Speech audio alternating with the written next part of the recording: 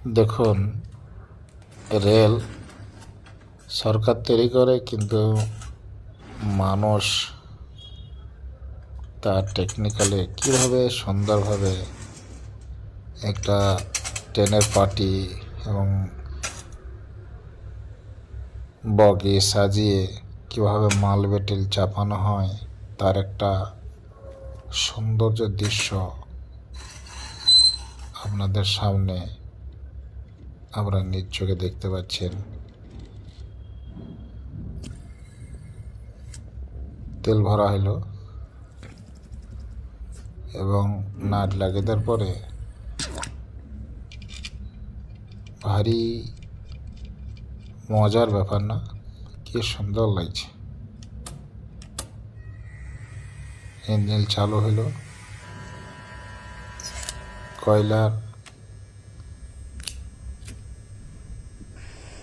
তাকে গ্যাস দিয়ে জ্বালানোর পরে ঠিক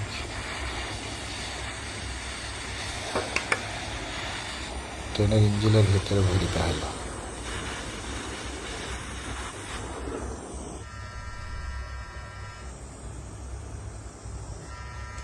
এবং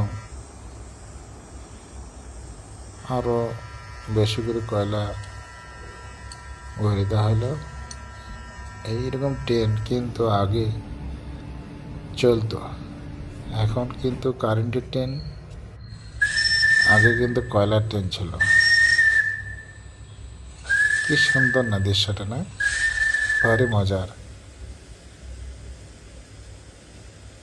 দেখুন, যেভাবে কয়লা ভরে দিত আর অত স্পিড বাড়তো, তো দেখুন সব চালু হয়ে যাবে, কি সুন্দরভাবে ট্রেনটা যাবে।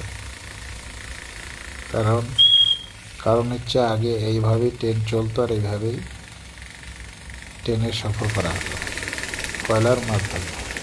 এখন কিন্তু আর কয়লা নেই, এখন সব কিছু কারেন্টের ইঞ্জিন, ব্যতিক্রম দু একটা লাইনে